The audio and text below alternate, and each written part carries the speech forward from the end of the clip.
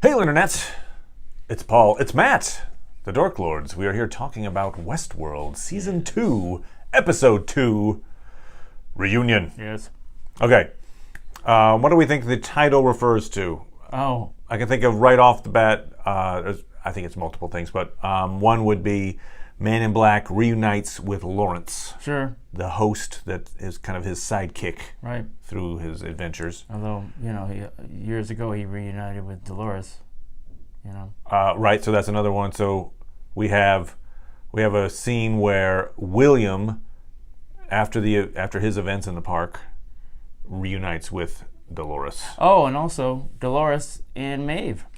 Dolores and Maeve. They reunited, and it felt so good. How much interaction did they have in season 1? I don't remember a lot, but they had a little bit. They had a little bit, yeah. Because he was like, these violent thoughts. She was the first one she told, I think. Violent delights. Yeah, she told her that, and she was like, oh. Yeah, those are our two, our two heroic figures in the park. I don't know how heroic Dolores is at the moment, but yeah, I don't know. Whatever. You can tell us in the leaders. Comments. How about that? Tell us in the comments which one is Martin Luther King, which one is Malcolm X. All right. Good. Boy, this episode. Woo.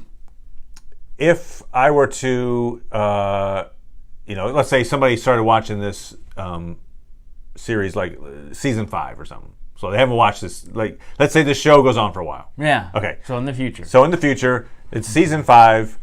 Some person is new to the show. They're like, you know what? I'd like to watch Westworld, but I don't know anything about it. You do that? I don't know. Maybe somebody's gonna, some Johnny come lately is gonna be like, oh man, this show sounds cool, but I don't know anything about it. What's the deal with it? What show should I watch to catch up on Westworld?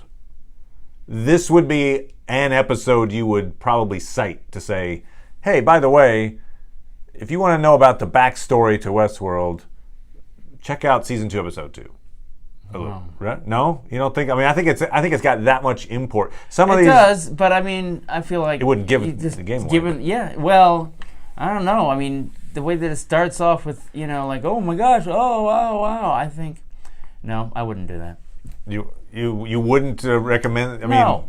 Okay. Start at the beginning. Oh, I see what you're saying. I'm just saying, in the pantheon of particularly important to the plot episodes, this one stands out in some ways. Sure, yeah. Yeah, okay. No, I hear you. I hear what you're saying. You'd be better off if you, I was trying to use it as a way to describe how important this episode is. I hear what you're saying.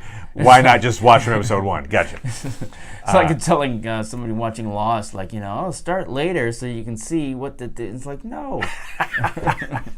If you see the end, then you won't be mystified the whole time. Yeah. Okay, so what we start with is a look back at Arnold and Dolores in the real world. Yeah. So it's 35 years ago, maybe. It's like before the 34 years ago thing. Because Arnold he's talking about his family. I mean, it could be Bernard, but it's probably Arnold. And what the implication from that scene is they're trying to get some kind of backing, and so they've brought Dolores out of the park into she's maybe one of the few robots they have, but right, and it's important because when we see is it Logan? Yeah. So when we see Logan there is the first time. So by the time that he comes later, he's like, oh, I've been here a bunch of times. Oh, this is how you do it. So that's why it could be before the massacre. Because they've been probably trying for a while to get them to invest, you see. So okay, so what confused me is, of course, this thing has so many time frames. That's what the show does. But there's a time frame later where we see William talking to Jim Delos, Logan's dad, trying to convince him on the park, and I think that happens after William has had his right. So that's an after, but this is a before. Okay, sorry. Yeah, clarified. That's why we do these. We talk through things, figure things out. That's right. Okay, we don't edit. No. Editing? What's that? So Dolores is talking to Arnold. Arnold is not sure she's ready to basically be the face of the park. Right. Ford It's like, well, we'll just, he's like, we'll get another girl. We'll get the other one. And Ford is like, I don't, your favoritism. I thought it was cute at first, but it's really kind of starting to get on my nerves. Arnold then shows Dolores his new house. Yes. Yeah, because his son's going to move into, so it's before his son dies. And so a couple of interesting things about that scene. One is, as they walk across the street, you see some Asian-style lettering on a store nearby. So I think it is taking place in Asia, which we know that the island is off the coast of China, so that makes sense. They're kind of in that. And he does say, so Arnold says, I'm making this place. I haven't moved in yet, but it's connection to the park. Yes. Like somehow I can bring my two worlds together. Yes. Is what he says. Right. So. Interesting. Here's a little theory. Oh, ooh. Just throwing this out. Well, let's see. Ooh. Maybe there is a connection to the park. Like, for instance, maybe Arnold's intent was, hey, I'll during the day I'll be working in the park. Then I'll take this little route to my house, blink, and now I'm back with my family. Sure. Maybe that could be a way that somebody could escape the park, for instance. Oh. Through Arnold's house. What was his house? I don't know. If I'll just say the cue for that will be the design of that house. If we see that kind of architecture somewhere in Westworld, that might be if you go into there, that might end up at Arnold's house. Just saying. But I think one of the main reasons we're seeing these flashbacks, other than informative, is that these are all these things that Dolores is taking in. Sure. And she's remembering everything. Even these times when, like, there's a bit later on where William is talking to her as a robot and she doesn't respond at all. But she's taking it in. Wow. Even when she ain't talking, when she's in the presence. We see her after Logan is, like, wooed. She sees the host robot that basically had sex with Logan. Right. Like putting her clothes back on. So she's taking all that in. All that stuff is to show you that Dolores has a pretty reasonable idea of what the real world actually is. That it's not just some fantasy to her. She saw it. She knows. She put eyes on it. In fact, Arnold promised her that he would take her back to the real world at some point. She's like, will you take me back here? He's like, oh yeah, sure, I promise. I promise. Which, he's not. He's dead now. He's dead now, but either maybe he did take her back, or that somehow comes about later where there's a version of that promise gets fulfilled by Bernard or something. Angela. Angela was the host. Okay, so that's a really cool scene. We'll just jump to that because that's not that far ahead in the show. Logan is met with by the representatives of the Argos Initiative. I'm interesting. There's a Greek name, and Delos is Greek. I don't know. Anyway, I don't know what that's all about. But okay. So the Argos Initiative, as it turns out, are actually robots. But he doesn't know that. We haven't seen Greek World yet. Where's Greek World? So Angela and they're like, welcome. Can you? Logan first thinks, this is like a public little get together. I don't. He thought it was a sort of an open sort cattle of bidding call. Cattle call, yeah. So like he's supposed to put money in, but he doesn't want to like have to vie with other people. It's like you're wooing me, not a bunch of other people. Yeah. But he's like, see if you can spot the android. See if you spot the android. And also interesting, we do get a sense that he and his dad aren't necessarily that on the best of terms. Yeah. Because he's like, my dad's a jerk, but he leaves me in charge of prospecting, as he put it. I hope I don't find fool's gold. So he's already doing little Westworld puns. So he walks around, thinks he spots the humans because like he sees a guy take off his glasses, and then he sees somebody like adjust their dress, and he's like, "Oh, your humans are way too human. They're giving themselves away." And I'm like, "Boo! What?" So he does it. He has two moments. He calls them to freeze. They all freeze. Like, Well, because his first what moment is when he realizes Angela is a robot. Right, because he's looking like, now I'm going to look like a robot. Yeah, I'll stand in that weird arm thing. And so then he's like, oh, well, you'll have to prove that you're human, like, it's a sleazy sex thing. Yeah. And then she laughs and does a little thing with her finger, and suddenly everyone freezes, including the guy who was with her.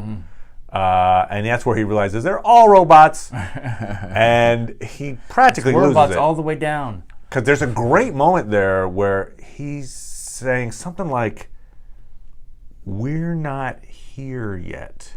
And I think what he's saying is, in science, we haven't come to this point. Right. How have you done this? Right, exactly. This is impossible. Right. Yeah, I wonder if there's been a certain level of AI improvements that he's talking about, more than we currently have, I guess he could be saying. Right. Now, the city we see when Arnold takes Dolores out, it looks somewhat similar to a city you might see now, a big city. So they didn't look like it was like flying cars kind of thing, But yeah, you get the idea that their technology is roughly where we are now. Yeah. And except for the Argos initiative, which is light years ahead, and he realizes what this is. I mean, you could tell he's like, oh, okay, yeah, okay. So, but for him, he sees it merely as like, whoa, we can have sex with robots. He doesn't really think of it in terms of any other like particularly nefarious purposes other than just, hey, wow, sex palace. Right. And it's like Vegas. It's like not a coincidence that basically the park is geared toward people like him who just want to go and kill and have sex and just not have to care. As Man in Black mentions later, a place hidden from God. Right, but yeah. But so we do then learn how many people are there like that? It is not hidden.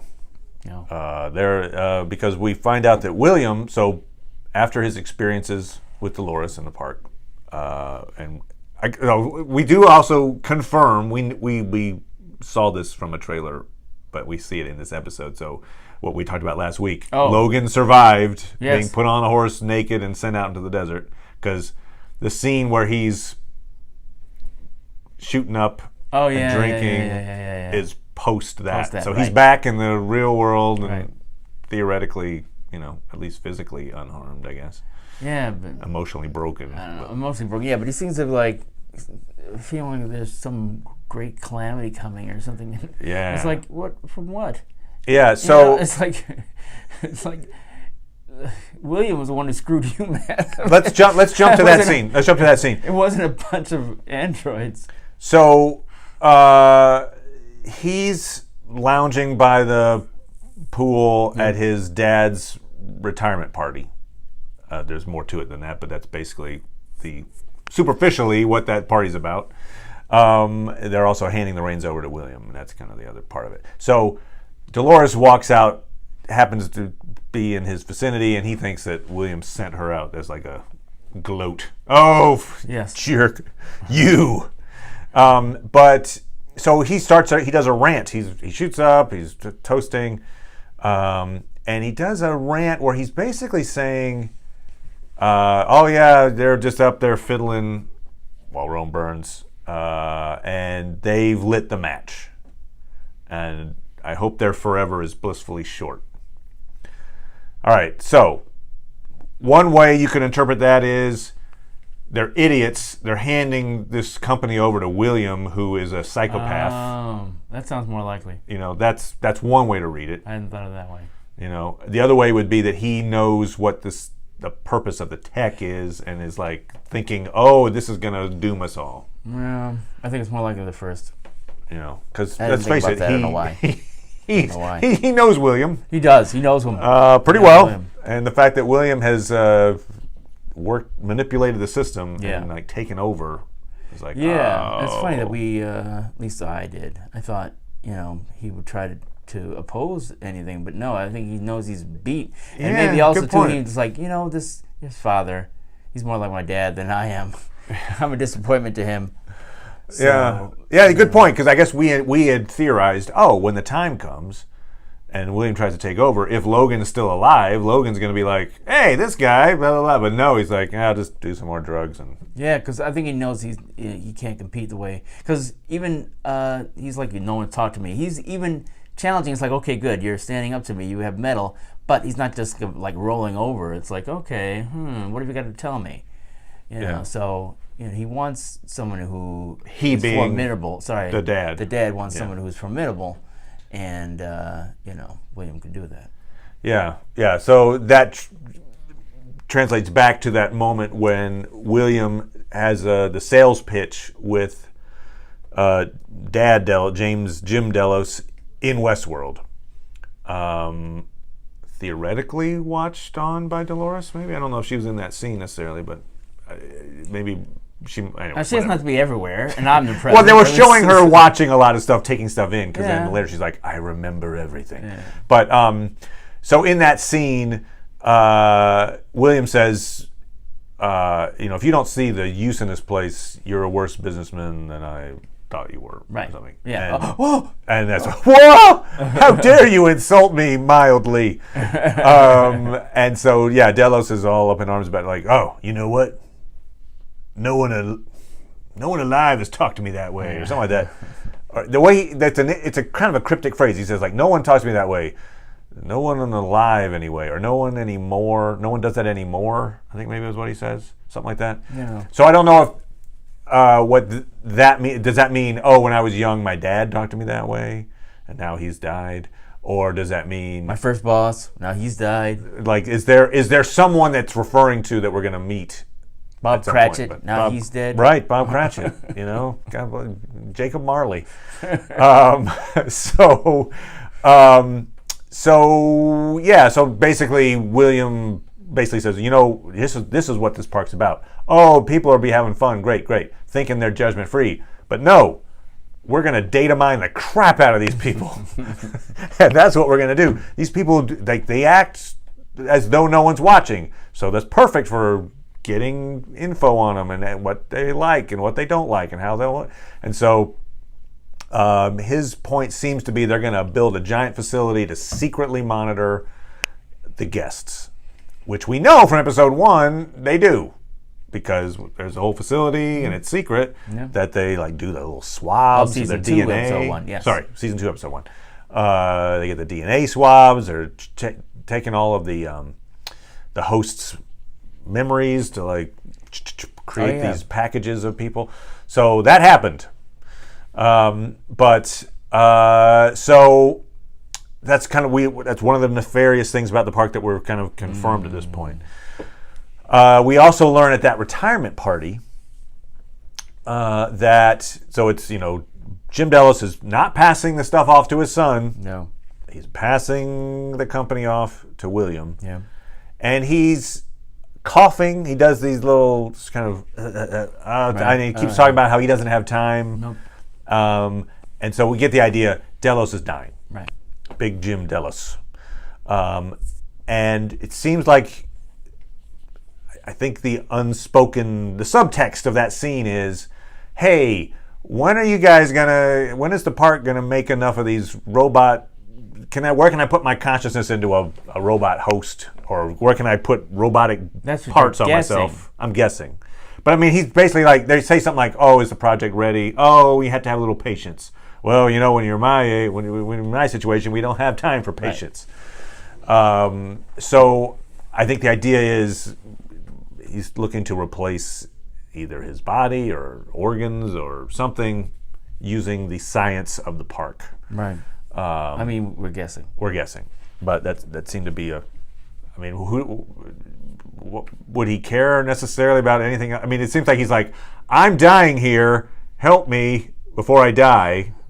Does he? I mean, maybe he cares that much about the extra little couple of pennies he can get before he dies, but I hope this data mining project comes off and I can leave more money to my son. I don't know. Anyway. So I feel like it's more of a life-saving thing. Save my life. Right. That's certainly worth a lot of money. Another part of the party that was interesting was, so Dolores is playing piano for the party. Yep. And they've brought in, who knows if she's the only robot there, or the android, but that's the only one we see, I think. So she's playing the piano. She's playing a little Chopin, and I think it's Delos is like, play anything but Chopin. It's like, okay, fine. I wonder if that has dropped off at all. It seems like a lot of that was happening at the initial stages, sort of like advertisement or whatever. But it's not like we felt like a lot of people were going out to do parties, Yeah, right. Like how often? Because in other words, that's another occasion when Dolores got into the real world. Right. So is that just something they have? Like, okay, if you're, maybe a board member or something, or is it something they do? Like, I'd like to get me some androids to come over and my guess is yes. In the party or something. My guess is that probably has been. I mean, if it happened at least even more than once, right? It probably happened more times. See that? Maybe further later seasons or something. Exactly. But one of the more interesting things there is Dolores interacts with William's kid, and then the mom is like, "Come here." And you can tell the mom is aware of this robot. Now, I don't know if she knows about her past with William necessarily, but we do know that later, I mean, I believe the chronology of that is she eventually commits suicide. Right. The wife. Right. Because William spends so much time in the park, basically, and so. And there are no other men in that world. So. This is the other woman, basically, in this setting.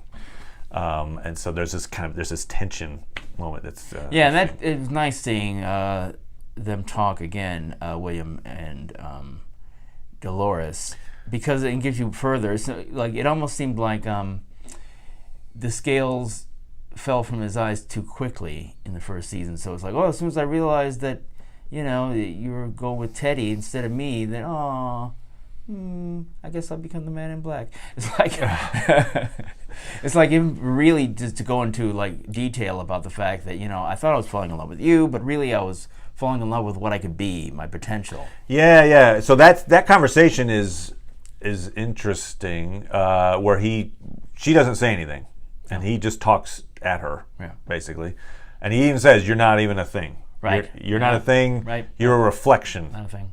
And it's interesting because he says something like, "And who likes to look at their reflection? Everyone." That's what a narcissist would say.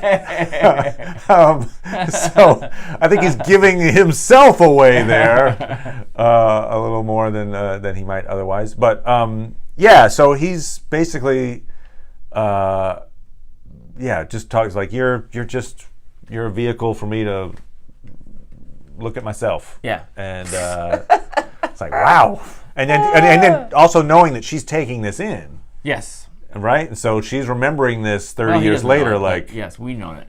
Like, right. I'm just saying, from her standpoint, she's got the lay of the land on William. Yeah, I mean, we still don't know what her plan is, so it's interesting. Question why this will be important to her.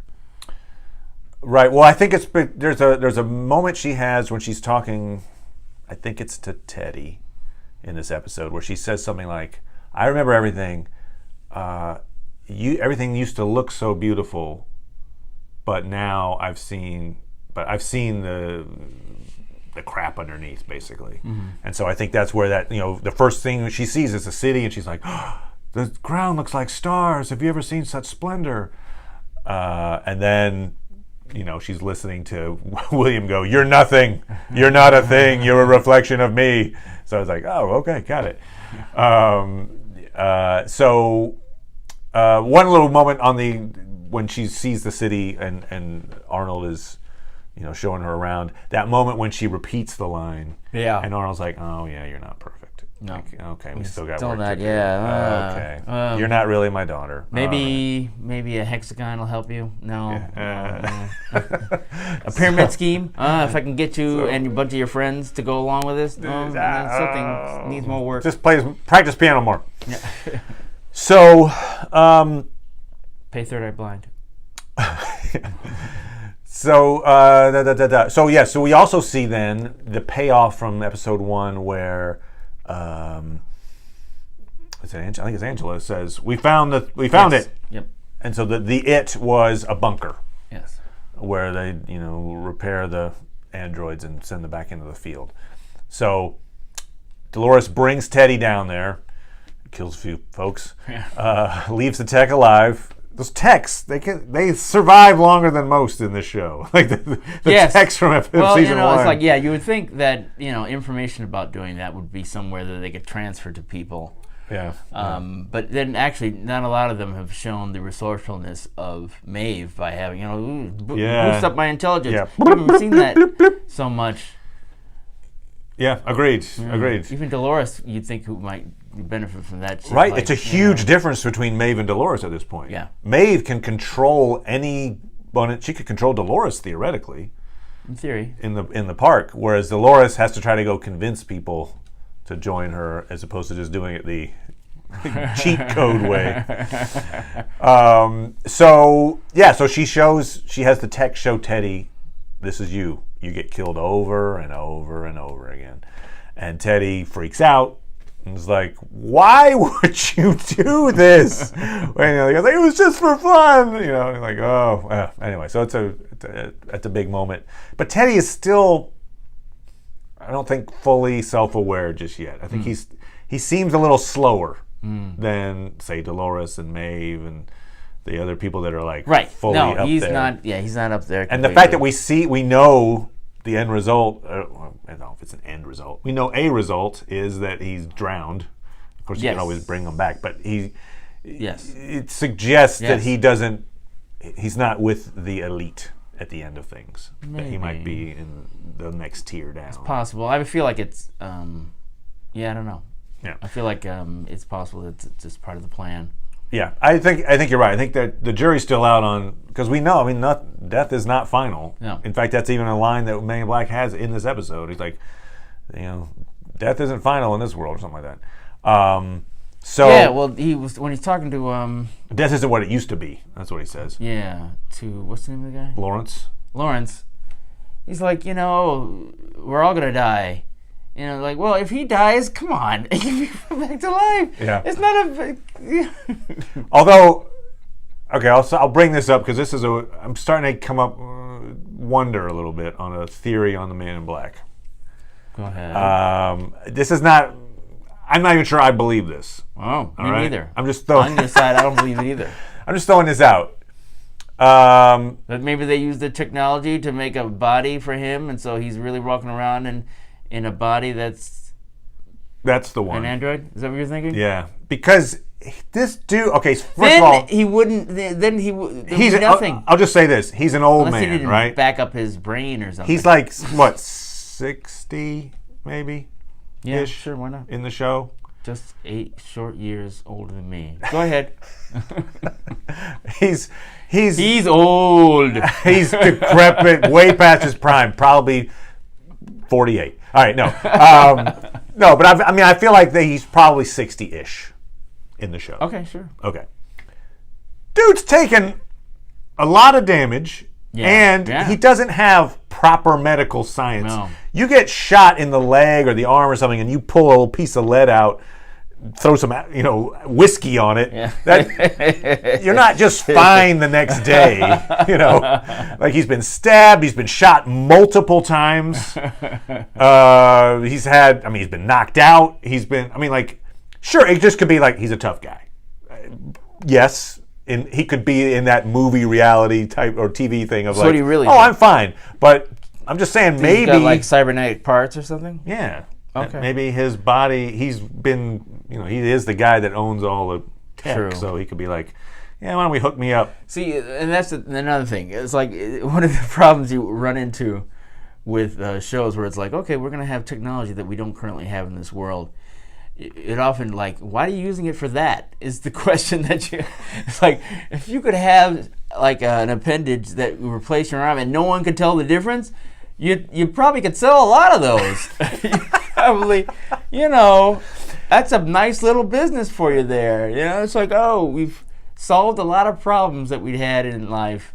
Isn't there a line he has in season 1? I could be remembering this wrong, but then he say something like, "In the world out there, we've solved." Oh, yeah, it's true. We've solved all the problems. They did, but it's only in here that's that we why have it's so stakes. boring out there. Yeah. that you got to go kill people. Yeah, you get because you get your arms for free. You get whatever. I don't know. Money ain't for nothing, and your arms for free. There's a little altered carbon there, maybe. Yeah, you're right. Maybe he's trying to experience something because he's immortal. Yeah, they've got to deliberately inflict a bunch of people with a virus that can't be cured, and then he can go there and become infected, and then keep having his body put in other androids.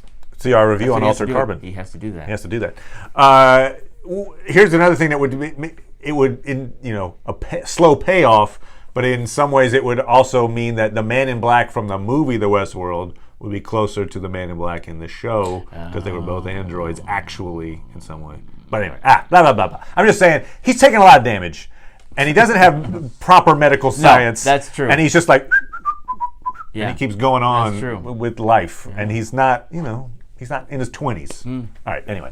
And I do like there's a bit there where they go to he and Lawrence go to a bar, and he punches through the wall, pulls out something.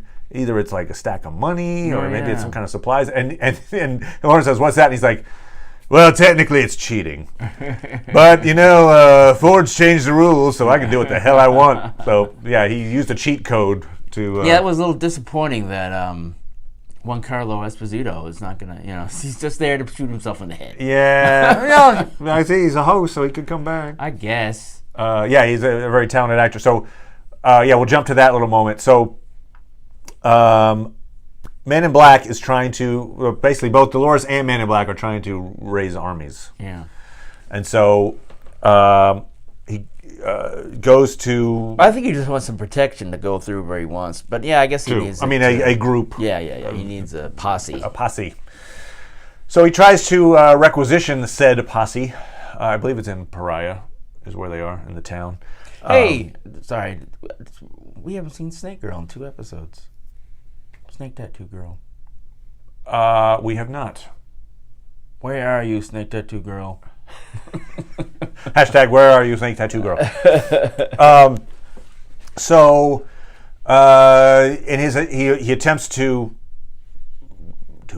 get these folks onto his side. They refuse. It's El Lazo. It's the guy that Lawrence used to play before they switched out the hosts. And so El Lazo, this is actually really interesting. I like this point where he says something like, "Now you're seeing what happens when these stories don't end." Yeah. And so what's happened is, because they haven't reset every day, this thing has come out and El Lazo's won. Like, he's always supposed to be in a fight with her, but now you're like, oh, great, well, we got what we wanted. So now they're like, yeah, we'll just sit, we're good. And so he's like, no, there's another game you have to play. And there's this little metaphor that El Lazo gives about the elephants. He's like, when I was little, which he wasn't, he was told this somehow, but my dad took me to the circus, there were the elephants, and they were on a stake. And it was like, why did they not just break out and run away? He's like, well, because they were little, they got a mistake, and they couldn't break out, and then they never tried again. So screw you! I ain't going on your stupid quest. And so Man in Black ups the ante. Right. All right, tell your men to join me, because he realizes that if El Lazo says that, then the robots will be compliant. Yeah, and do it. So Ford apparently had written this into the programming. If Man in Black then shoot self in head. So all of the posse shoot themselves in the head, including El Lazo, who basically finishes the act for him. And he says, "I'll see you in the valley beyond," which could be even Ford talking to. But yeah, Ford is kind of talking to Man in Black through these androids. Possible, although it may just be those routines they put in, like if you happen to see somebody with a helmet on or whatever, and then you think there's some special totem or something, some religious thing. So this is how you get over the confusion of seeing modern day. Right. Yeah. Good point. They're not supposed to see the stuff that hurts them. Good point. And to the fact of the storylines are going haywire, the idea that Lawrence is supposed to be able to kill, I think it's the Pardue brothers, but the guys who end up hanging him upside down because he's hanging in front of Angela, and then Man in Black comes saves the day. He's like, you're supposed to beat those guys. I guess they're tougher now that they're off the leash. And so all the storylines in the park from the non-enlightened hosts are going off the rails. Yeah. And we see this scene where Dolores is requisitioning an army of the Confederados, and she breaks into the barn, and they're set up. It looks like the Last Supper to me. They're set in a Last Supper pose. Yeah. Because for one thing, they're all on one side of the table, and they're kind of doing the little like lean out thing. So there's a Last Supper, and then of course she does kill the leader and then resurrect him. Right. So there's kind of a Jesus resurrection moment, I suppose. Seems like that's the way Dolores has figured out how to bring people to her side. I kill them, I bring them back online. They're like, now they're like, oh my God, my life's meaningless. I'll join you. Right. It certainly, it seems like they're constructing her character basically to, although she's fomenting and going after rebellion. Maeve, is like, trying to force me to join you. It's like, am I free? Because if I'm free, then you should let me go do what I want to do. And she points at Teddy. She being Maeve is like, are you free? Yeah. And I'm telling you, there's a Teddy thing in here where Teddy is not going to get the same result that Dolores gets out of this. Well, and so it makes me wonder, it's like what their plan is ultimately, which is good. I want to know that they have a plan. Because I feel like whenever you have a situation like this where you have us versus them or any sort of, what the group, who should be the good guys, who the bad guys, ultimately it falters. I think it's too easy to come up with, they're so bad, we need to obliterate them. It's like, after World War II, we didn't obliterate the Germans. The Nazis were punished, or sometimes they got away. But we still have to deal with the people who are left behind who followed those practices. How do we become a group again? How do we all become part of humanity?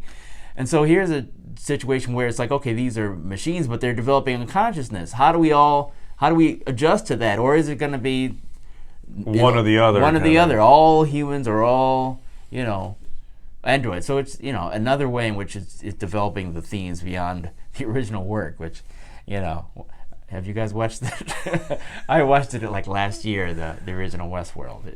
It's a basically just a sci-fi first-person shooter thing, basically. Yeah. Where that was kind of the. Yeah, but it was in the 70s though. It's like they can't even do a lot of the effects that well. Right. And it's just sort of like, oh my God. But it had Yul Brynner, and he's cool, so that was awesome. And Richard Benjamin, I believe it was. Yeah, I think you're right. Yeah. So. And Father of Thanos. Father of Thanos. Yeah. What? Who? He? The actor who plays Thanos is. You mean Charles Brolin? It was Charles Brolin. Yeah. He was in that. He was in it. Oh, okay. I thought. Yes. Sorry. Oh, yeah. So he died. So Thanos died. You're saying? Thanos' dad died. Thanos' dad died. Maybe that's what drove him to it. Ah. No. Let's get rid of half of all robots. We then hear Man in Black. He convinces Lawrence to join him, but obviously not the army. He shoots himself in the head. But he basically convinces Lawrence to help him by saying, "Look, this place is going to hell, as we've seen these storylines and everything. We're all going to basically die. So before we go out." Let's prove what kind of metal we have, and I think he said something like, "I'm going to burn this place down. I'm going to get to the I'm going to burn this place down." So I think his goal is to maybe destroy the park now that it's off its axis. I don't know, but he also says, we're going to this place, not that Ford built, that I built. And this was my biggest mistake. It's the site of my biggest mistake. We also then see a shot of him taking Dolores in the past. Young William takes her into the park. At this point, I don't know, is she like his pet at that point? I don't even know why he's bothering, but anyway. He takes her and he shows her this thing that I think is his biggest mistake, where he says, haven't you ever seen such splendor? Right. Which I believe this is the town where they're going. This is either the Valley Beyond or it's Glory. I think they keep saying it's like heaven, basically, their version of heaven. But it seems like it's a place, which also in Dolores' mind is a weapon. She says it's not a place, it's a weapon. Interesting. Now, the easy way to describe that is, it's a computer facility where we have all the little things running and saving data. The data farm. Seems a little odd that would be such splendor. Look, maybe. I think I would be disappointed if the end result of all this was just, hey, we kept tabs on the guys and now we're blackmailing them. Okay, yeah, but that doesn't sound like what the Westworld end game would be necessarily. I mean, in terms of big mystery. So I think there's more than just, hey, we blackmail people. And in fact, the scene where William is talking about we created this place because people wanted to be hidden from God. But, we were watching. But for a different reason. He says, we weren't watching for judgment. No. We were not judging them. No. So that suggests they're not, trying to blackmail them. But they're not judging. Yeah. More than suggests, in fact, says it outright. So what is the reason that they were gathering this information? So, I mean, the one thought I have is this idea of immortality, that maybe either they're doing what the Future World sequel did, which is replace people with clones of them and that they can control. So subterfuge unknown to the guest, or special half off rebate to any leader of the world, free world. Right. Come on in. Oh, Saddam, why don't you come here? Yeah, no one's going to stop you from killing people. So there's that. There's the replacing people against their will thing, or it's more of a, hey, we've collected all of your information while you've been here at the park. We can. I don't know the park experience though. Why do they have to go to the park if they were just going to offer? I guess them that could the be chance? some place that, okay, here's our lab that we have in the park, and we're all good at always repairing these things, hosts when they get killed by everybody. But really, we're just a great lab that knows how to work on artificial limbs and brains and stuff like that. I guess. So it's sort of like, here's where we developed the tech, but now we can do these other things. Yeah, I don't know. So, like a demo. Right. You've seen the demo. Now, inhabit a new body. You had mentioned, and I think it might not have been, we might not have recorded it. I think you might have been talking, but you were bringing up the fact that the androids do have this explosive that'll blow up if they leave the park. Oh, right. Yeah. That's, which is why Maeve burned herself up so that she could get remade without that implant. So maybe if you were thinking like an end game for the Flood, maybe the Flood somehow is a way of destroying the fuse or the bomb inside them or something. Or they deactivate them in order to take them off site to fix them, right? Right. If there's too much damage that occurred in the park, maybe. So that maybe this biblical flood thing is a way to get a whole bunch of folks out of the park without blowing up. Anyway. So we'll see what that happens, but that's that's kind of our. Do you have any other? I'm sure we missed something. Yeah, we did. Really, it was a really intense show. The trailer for the next episode does have the tiger. Yes. So we see Raj World or whatever that is that's going to be coming up. But anyway, so yeah, if you have comments, please feel free to make them. Theory craft away. We'll make comments back. Subscribe. We'll be talking about Legion. More Westworld and other fun things to come in the near future. Thank you, Paul. Bye, everybody. Bye.